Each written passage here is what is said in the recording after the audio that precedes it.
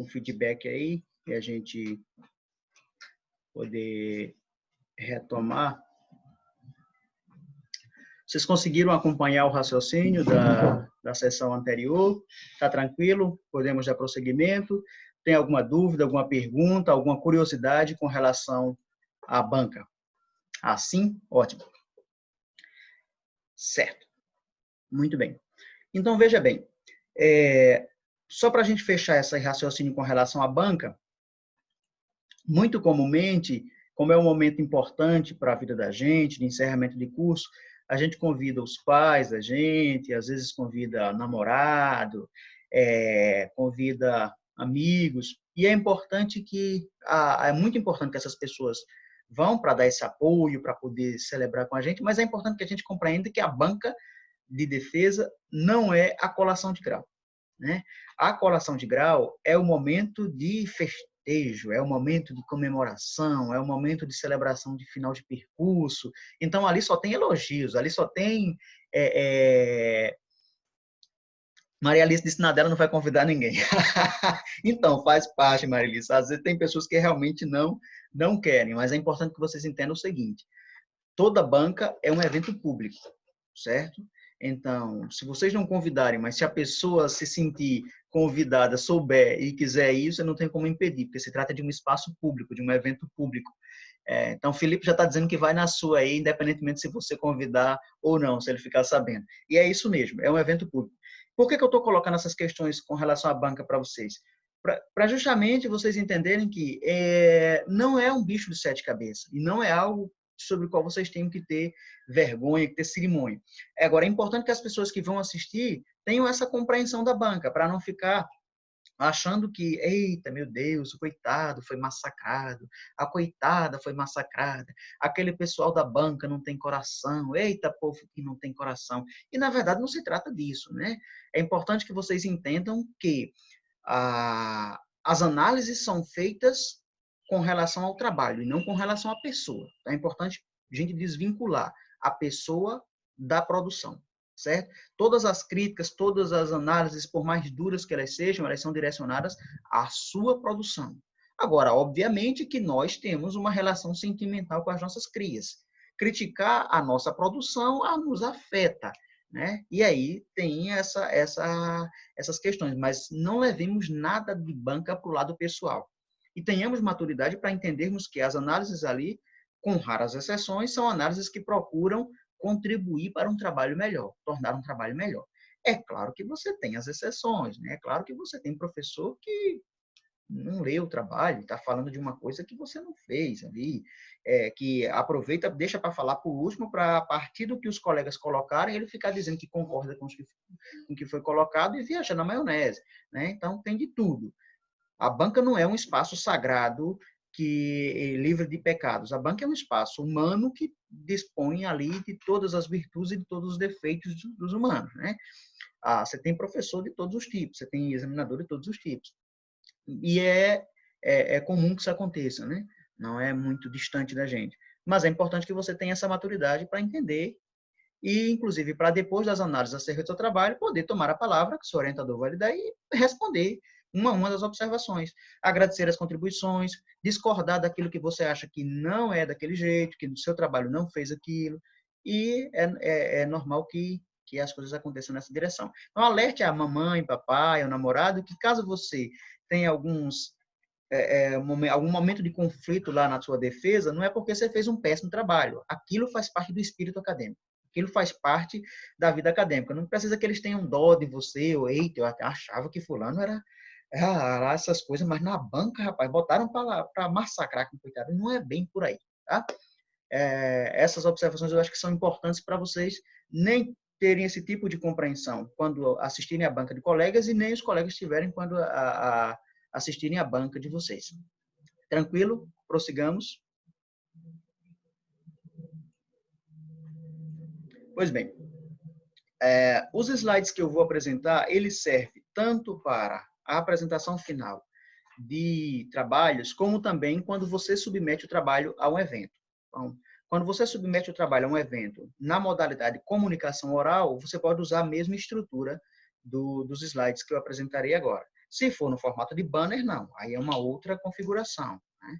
Aí você vai ter que adequar o trabalho para caber no banner, com a estrutura é a mesma, mas para poder apresentá-lo no formato impresso. Na comunicação oral, você pode apresentar no formato de slide, seguindo a mesma estrutura a seguir. E que estrutura é essa? Então, vejamos. Os seus slides não precisam ter muita coisa. Precisa ter o essencial que faça você lembrar do que tem que dizer. Então, o que é o essencial? É o título do seu trabalho e o subtítulo, se tiver um subtítulo nesse trabalho. Se não tiver, só o título. O seu nome, como graduando, mestrando, doutorando, e o seu orientador, o nome do seu orientador e a instituição a qual ele faz parte. Isso é o que deve estar estampado na capa dos seus slides. Por quê? Porque você projeta o seu slide antes de começar a banca e quem for chegando na sala, sentando, esperando começar, vai tendo acesso já ao slide projetado com o título, com essas informações básicas a seu respeito e a respeito do seu orientador. O próximo slide é um slide que apresente o seu objetivo geral. Você não precisa apresentar os objetivos específicos. Isso levaria muito tempo e lembre-se, você tem entre 15 e 20 minutos para apresentar o seu trabalho, certo? Então, você apresenta o seu objetivo geral. Pode ler, não tem problema. É uma frase curta, então pode ler o seu objetivo geral. Apresenta ele. Ao apresentar o objetivo geral, aí você apresenta o problema que deu origem àquele objetivo geral. Que é o que é o objetivo geral? É o que eu quero responder com a minha pesquisa. E o que eu quero responder com a minha pesquisa é o caminho que eu vou trilhar para dar conta, para encontrar a resposta de uma determinada pergunta. Qual foi a pergunta que orientou o seu trabalho? Qual foi a pergunta que deu origem ao seu trabalho? Que é o que a gente chama de problema de pesquisa. Tá? Então, o problema de pesquisa é a pergunta de onde você parte. O que você queria saber antes de realizar essa pesquisa? O que lhe incomodava? Qual era a sua inquietação? Apresenta isso. Apresentou problema, objetivos e problema, aí você apresenta como é que esse trabalho foi realizado, que são os procedimentos teórico-metodológicos. Se precisou fazer revisão bibliográfica, isso todo mundo precisa fazer. Você não faz um trabalho sem entrar em contato com quem já escreveu sobre aquele assunto, e entrar em contato com quem já escreveu sobre aquele assunto, dialogar com os autores que já produziram algo sobre aquele assunto, é fazer revisão bibliográfica. Ou estado da arte, ou levantamento bibliográfico, vários nomes são dados a essa questão. E o segundo passo é, além da revisão bibliográfica, como é que o seu trabalho foi feito? Que técnica ele utilizou, que metodologia ele utilizou, se analisou documentos, que documentos foram analisados, se realizou entrevistas, se realizou questionários. Então, apresenta isso, como a pesquisa foi feita, como é que o seu estudo foi feito. Veja, 3 coisas lá do seu projeto de pesquisa, se vocês acompanharam o raciocínio: objetivo, problema e metodologia. É o que vai apresentar agora no final do seu trabalho. Só que no seu projeto de pesquisa você tem esses elementos, mas você não tem o que vem adiante agora, que é como é que o seu trabalho está estruturado. Veja, a defesa é um convite ao leitor, a quem está participando da sua apresentação, é um convite para que essas pessoas possam ler o seu trabalho. Então, você apresenta como é que ela está organizada. Se está organizada em 3 sessões, o que trata? Está organizado em 3 sessões e cada uma das sessões trata sobre isso, muito brevemente. Não apresenta o que tem em cada uma das sessões agora. Lembrando que a gente usa a palavra sessão porque trabalho acadêmico a gente não considera, pela ABNT, não é capítulo, né? Mas, como as universidades são autônomas para isso, se você estiver fazendo curso em uma instituição que use a nomenclatura capítulo, você vai usar capítulo. Tá? Que se amarra o burro onde o dono manda. E nesse caso aí, a instituição onde eu faço parte é quem determina as regras. Tá? No caso da UFAL, não, segue o manual de normalização da UFAL, que é feito de acordo com as normas da ABNT. Segue na íntegra. Então, apresenta a estrutura do trabalho. Depois de apresentar a estrutura do trabalho, aí você faz uma apresentação, ou nesse slide só, segura ele, e vai apresentando claramente o que tratou em cada capítulo, ou depois apresenta um slide para cada sessão. Um slide ou 2 slides para apresentar brevemente. Aqui, com conclusão, você chegou na sessão 1, 1 ou 2 slides para apresentar o que você fez na sessão 2 e 1 ou 2 slides para apresentar o que você fez na sessão 3. Tá? Feito isso, as considerações finais, que é a quais conclusões o seu trabalho chegou. Levando em consideração o seu objetivo de pesquisa, levando em consideração o seu problema de pesquisa, quais foram as conclusões às quais o seu trabalho chegou, que são as considerações finais. Apresenta, pode colocar um destaque de negrito naquilo que for mais forte, que dê mais destaque aí. Pronto, é isso. E, por fim, não deixe de colocar, mesmo que ninguém leia isso, ninguém lê mesmo, mas não deixe de colocar as referências. E nessa parte você não precisa ler de uma em uma. Nós fizemos um trabalho a partir de fulano, beltrano. Não. Você diz o seguinte, olha, essas foram as nossas referências e quem se interessar pode consultar o trabalho na íntegra. Porque todo trabalho, como é público, ele tem que ser disponibilizado pela biblioteca daquele curso online hoje, né? Então, é isso que tem que estar nos slides. Se for uma defesa, é isso que tem que estar nos slides. E se for a apresentação em evento, é isso que tem que estar nos slides.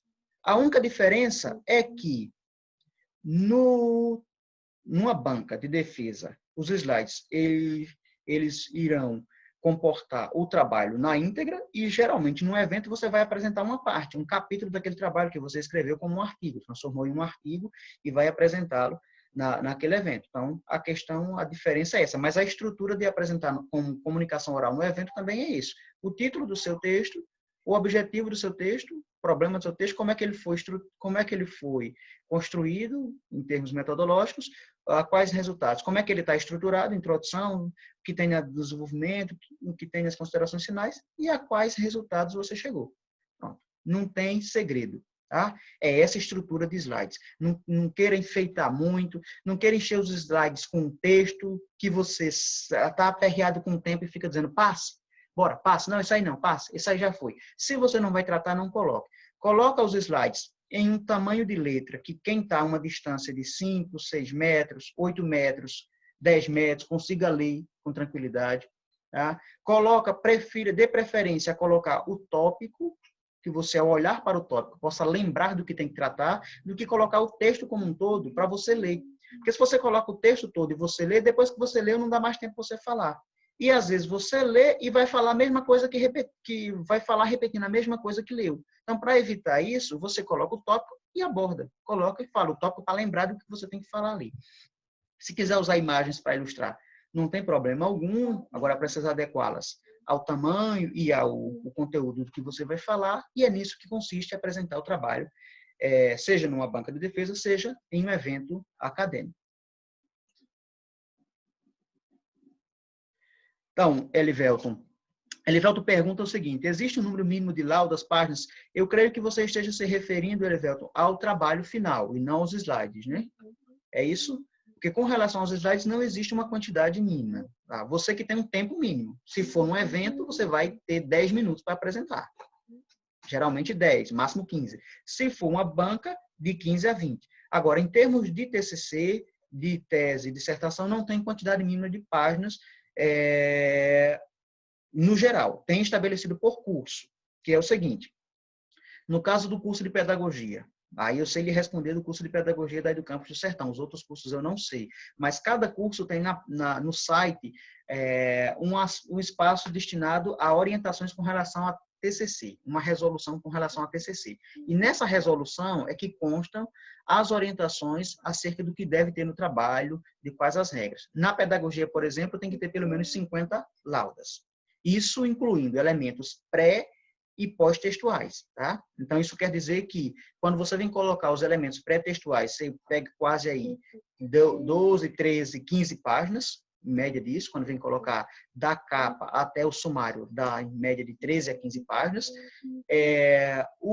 As referências, é muito difícil que não dê pelo menos 5, então já vai para 20, as outras 30 de conteúdo.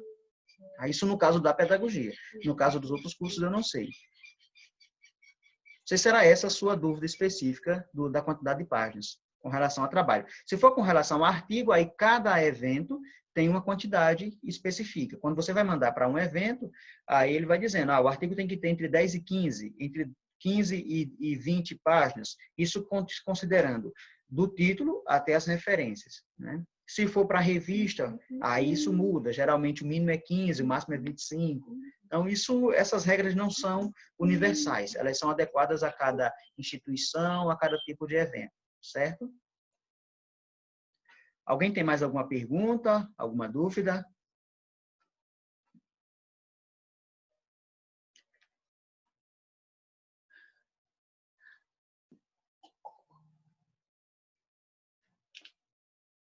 Se não, prossigamos. Bom, então, com relação a eventos, nós temos basicamente dois tipos de apresentação.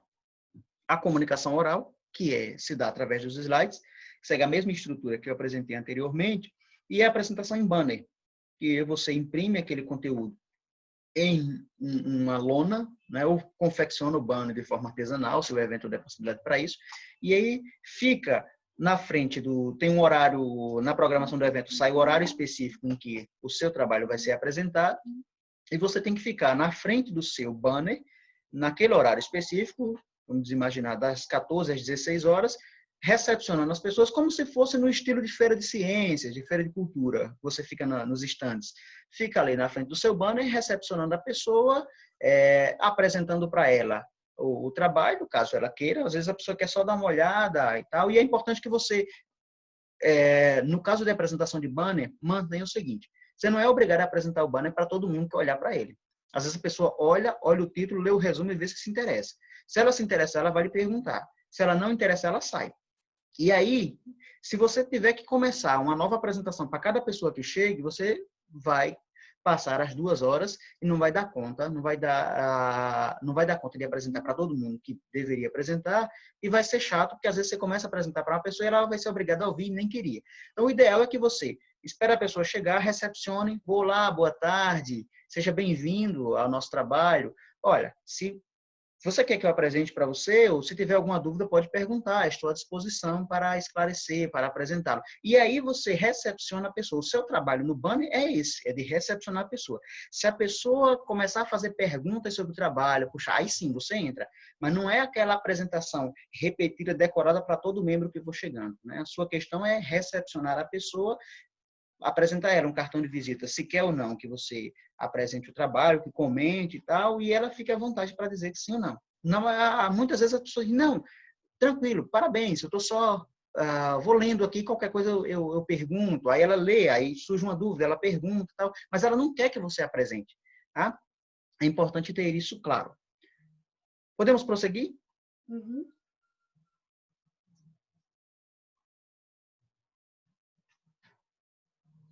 Vamos lá. Bom, chegamos então, e aí vocês me deem feedback, se tiver dúvidas com relação às questões anteriores, que é o seguinte: chegamos às revistas, a publicação em revista. Então, você defendeu o seu TCC, ele foi muito elogiado pela banca, o seu orientador e os membros da banca recomendaram que você não deixasse aquela discussão morrer ali, né, nos repositórios da universidade, que você pudesse apresentar aquele trabalho nos eventos, que você pudesse publicar aquele trabalho em revista. E aí a primeira coisa o mesmo trabalho, ele pode ser apresentado em um evento, depois, o mesmo trabalho, sem que isso seja plágio ou crime, pode ser publicado em uma revista nessa sequência.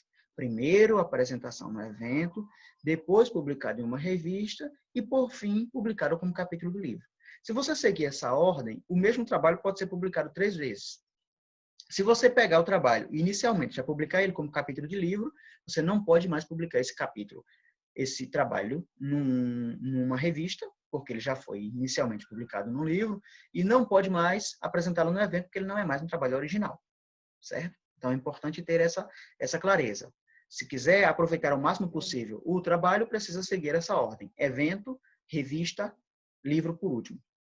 Então, você pega o teu TCC, deu 3 capítulos, e o seu orientador diz, olha, aqui vai dar 3 artigos, 3 bons artigos, né? Porque um capítulo aí de 10, 12 páginas, mas aí quando você for transformar ele num artigo, você vai escrever mais um pouco, aprofundar determinada discussão, fazer os elementos pré-textuais, então vai dar colocar as referências, então ele vai ficar com 15 a 18 laudas aí e vai dar um bom artigo. Então, incentivou você a fazer isso, né? Como ele é orientador, ele não é coautor. Agora, se na condição de orientador, depois ele disse, ó, vamos nós dois juntos publicar esse artigo, aí nós vamos escrever, pegar a base que está aí e aperfeiçoar nós dois juntos. Aí sim, o seu orientador entra como coautor. Mas, caso contrário, ele não é coautor. Ele leu o trabalho, revisou o trabalho, orientou o trabalho, mas quem escreveu foi você, né? Então, apresentou em um evento, ele vai sair, se esse evento tiver cadastrado, for um evento nacional ou internacional ou regional, mas que tiver o ISSN, que é um código de reconhecimento daquele tipo de evento, de publicação, ele vai sair em um arquivo final que vai compilar todos os trabalhos, chamado análise de evento. Aí ali ele rende um mérito. Se você for fazer uma seleção de mestrado, aquele trabalho que você apresentou no evento vai lhe render uma pontuação na prova de títulos. E você pode pegar aquela vaga, como é uma concorrência, você pode eliminar o seu candidato, e é triste ter que dizer isso, mas é isso assim que acontece, você pode eliminar o seu candidato por conta daquele trabalho que você apresentou em um evento e o seu colega não tem trabalho em evento apresentado. Então, aquele 10º ali serviu para definir a sua entrada. Se for em revista, a pontuação é maior ainda. Por quê? Porque o trabalho para ser apresentado em um evento, ele tem um nível de exigência. O trabalho para ser apresentado em uma revista e publicado em uma revista, ele tem um outro nível de exigência. Tá? No evento, geralmente, a exigência é mais amena. Muito comum que a comissão científica olhe inicialmente se o trabalho cumpre as normas da ABNT. Então, a primeira checagem da comissão científica é se o trabalho está dentro das normas da ABNT. Não há muito uma análise de conteúdo, há muito uma análise da forma. Claro, eu estou colocando uma situação comum, mas que não é a regra, tá? Pode ter, ou que não é, que tem as suas exceções, melhor dizendo. Você tem as comissões científicas e, dependendo do porte do evento, se for um evento internacional, um evento de grande renome, obviamente que ele vai analisar o conteúdo, ver se realmente o trabalho se encaixa naquele eixo temático do evento, se não é plágio e tal. Mas não é muito comum que isso aconteça, né? Então, é mais fácil você apresentar o trabalho no evento, porque o nível de rigorosidade na hora de analisá-lo é menor. Porque você tem muitos trabalhos para receber, pouca gente para poder analisar e dar resposta para os autores e pouco tempo. Então, esses três elementos fazem com que o nível de rigor seja menor. Então, a pontuação de um trabalho apresentado no evento é menor do que numa revista. Porque na revista, esse artigo ele vai levar, no mínimo, 6 meses. Se você colocou o trabalho numa revista, em 6 meses ele saiu publicado, maravilha. Mas, às vezes, ele leva 2 anos, 3 anos, né? Esse processo é um processo de vai e vem, de ida para a comissão editorial, envia esse trabalho para os especialistas da área, parecer favorável, parecer contrário, desempate, manda para o autor para fazer correções, o autor devolve, aprova, agora manda para fazer revisão técnica. Então, assim, esse processo, às vezes, entre a produção daquele artigo e a sua publicação em um evento, leva 3 anos. Eu tenho um artigo, numa revista, perdão. Eu tenho um artigo para sair agora, em julho, numa revista de Blumenau, que escrevi ele em 2015, né? E submeti ele em 2015. E ele vai sair agora.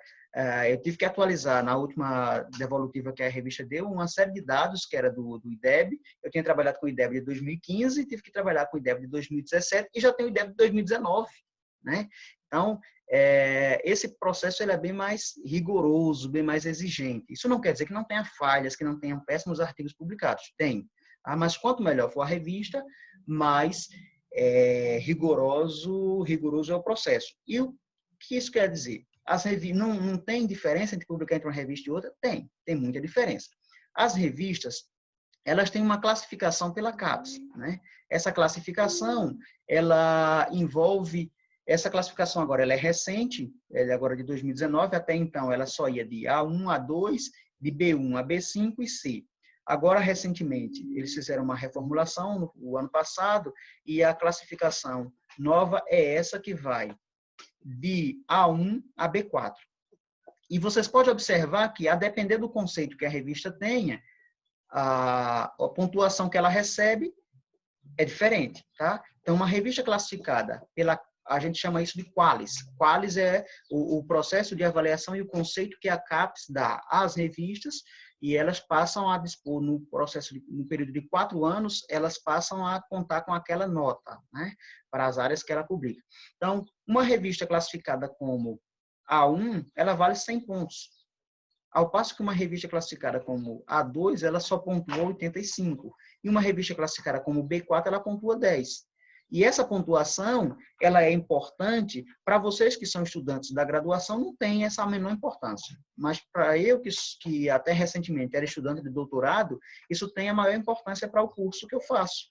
Porque no processo de avaliação do curso, a publicação em revistas que pontuem mais fazem com que o curso seja reconhecido como um curso de maior ou menor qualidade. Então, quanto mais os estudantes e professores daquele curso publicarem revistas com um conceito mais elevado, mais o conceito do curso vai ser elevado. E quanto mais publicarem em revistas com um conceito menos elevado, mais o conceito daquele curso vai ser baixo. Tendo em vista que, em sua grande maioria, as revistas são trabalhos feitos pelos programas de pós-graduação, de mestrado e doutorado, estão vinculados a um programa de pós-graduação. Então, essa questão da qualidade da revista medida pelos conceitos é importante na hora de publicar. Agora, lembrando, isso é uma preocupação maior de quem está no mestrado, no doutorado ou quem é professor universitário. Quem é estudante de graduação, isso não tem preocupação. A preocupação de vocês é publicar. Tá? Até porque, nas provas de títulos, quase nunca a exigência é ter publicado em revista qualis tal, é ter publicação em revista. E aí, tanto a A1 quanto a B4 vão ter o mesmo peso, se o critério for esse. Agora, se por acaso no processo seletivo vier pedindo para classificar a publicação diferenciando por extrato, aí vai ter diferenciação, mas comumente para mestrado não se usa isso como classificação. Até porque é muito difícil que a pessoa só com a graduação, ou ainda como graduando, ela consiga publicar em uma revista 1, sozinha.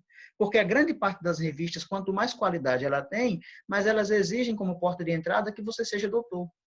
Então, não se dá nem o trabalho de analisar o seu trabalho, de analisar o seu escrito. Ela já exige que você seja, no mínimo, doutor. Se você for doutor, ela vai analisar o seu trabalho. Se você não for doutor, devolve o seu trabalho. Então, não tenham preocupação com esse conceito enquanto vocês forem estudantes de graduação.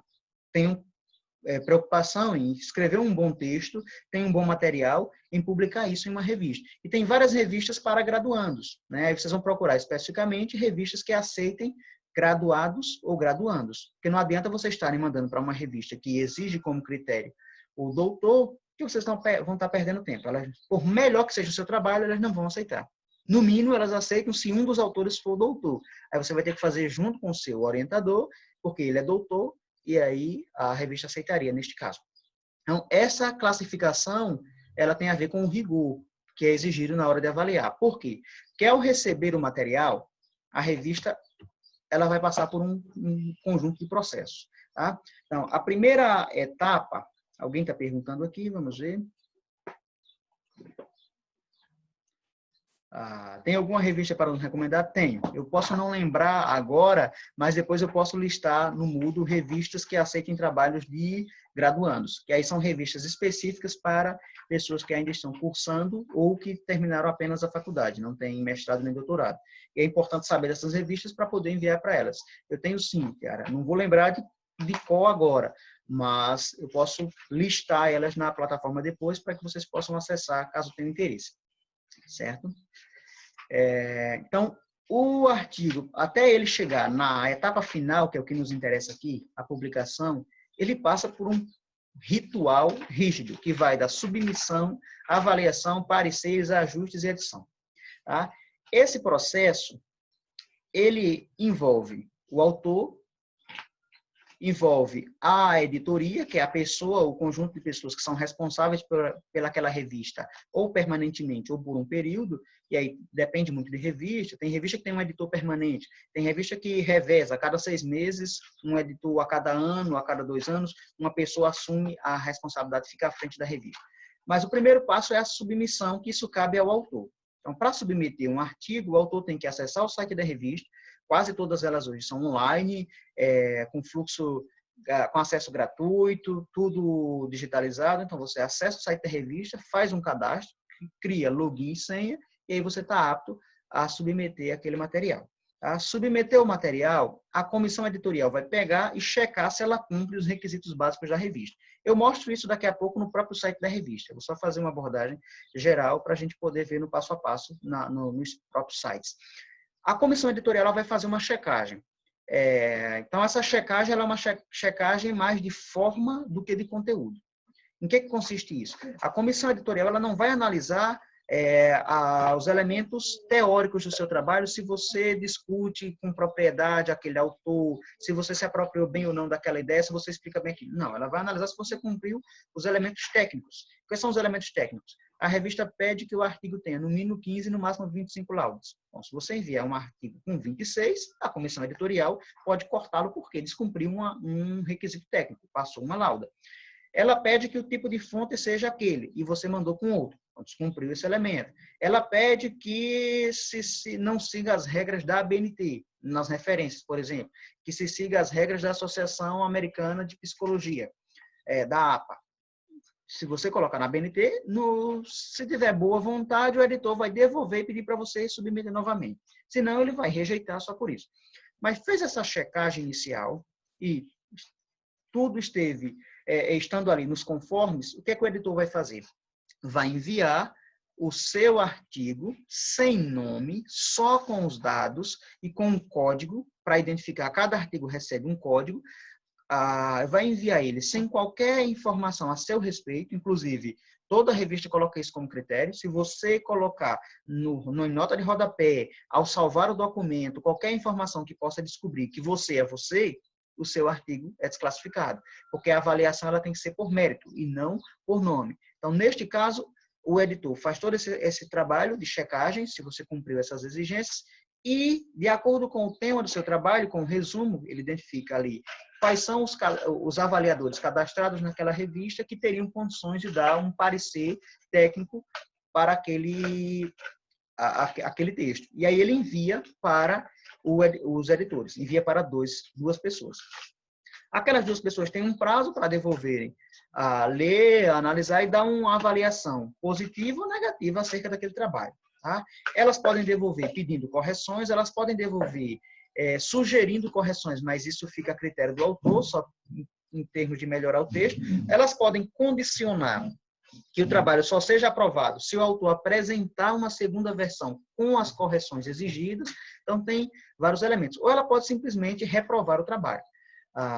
E aí, como é uma avaliação em pares, chama-se avaliação às cegas, porque você não sabe quem está avaliando. Né?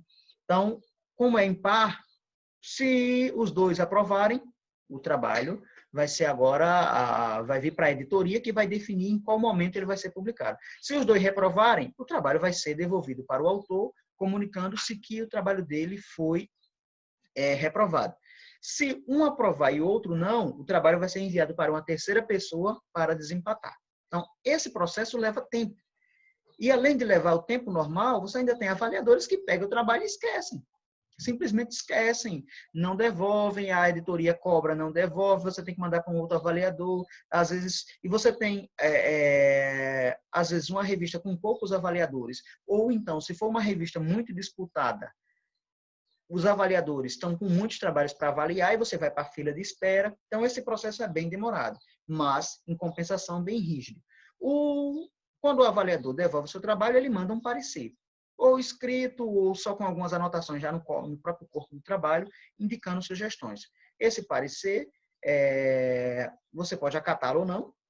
Se for obrigatório, você não acatar, você não publica. Se não for, você discute com o editor se aquela alteração desconfiguraria o trabalho. Eu, por exemplo, já rejeitei publicar trabalhos porque as alterações que foram sugeridas iriam fazer um outro texto. Então, não era o que eu estava propondo. Então, conversei com o editor e disse, não dá, porque para seguir o caminho que os avaliadores querem, eu vou me distanciar daquilo que eu estou propondo. Então, eles querem que eu escreva o que eles querem, e eu escrevi o que eu penso que seja, o que eu analiso que seja. Então, existe uma autonomia da minha parte, e nesse sentido eu opto por não publicar. Tá? Então, tem esses contatos. E isso envolve os ajustes que o editor tem que fazer, os ajustes que o autor tem que fazer. Feito isso, ela vai para a edição, que esse trabalho é da editora, da revista, de padronizar o texto com a mesma fonte dos outros artigos, a paginação, de colocar numa sequência para contabilizar todos os artigos publicados naquele momento, até a publicação. Então, veja, é um processo rígido e, por isso, é um processo disputadíssimo. E, por isso, é um processo que é árduo, né? Eu acho muito mais fácil escrever do que publicar, né? Esse processo de publicação ele é realmente doloroso, dá muita dor de cabeça, mas é necessário. Você não escreve para guardar para você mesmo.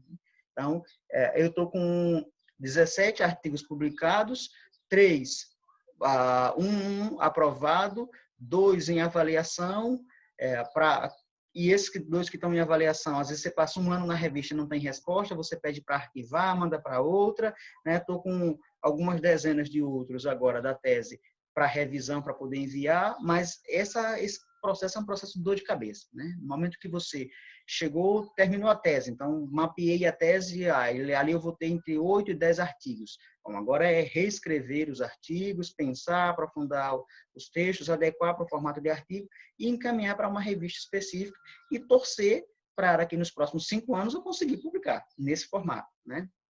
Então, é esse mecanismo, esse ritual. Nós teremos, pelo que eu estou vendo aqui, uma reconexão em 2 minutos. Então, só alertando que a gente vai cair daqui a pouco e retoma novamente, tá? Mas, antes disso acontecer, alguma dúvida com relação a essas questões?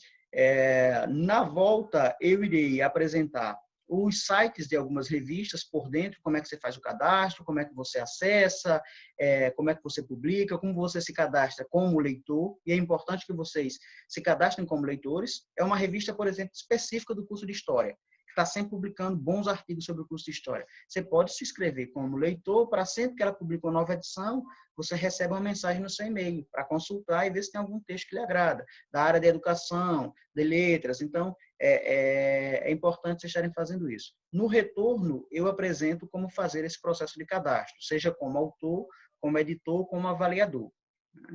No caso de vocês, vocês vão poder se cadastrar como autor ou como leitor nas revistas. No meu caso, eu posso me inscrever nos 3 por conta da titulação.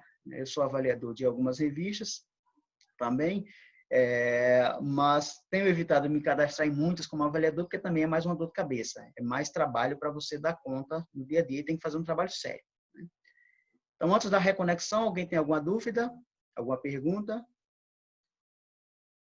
Se tiver, que faça agora ou deixe para depois que reconectarmos.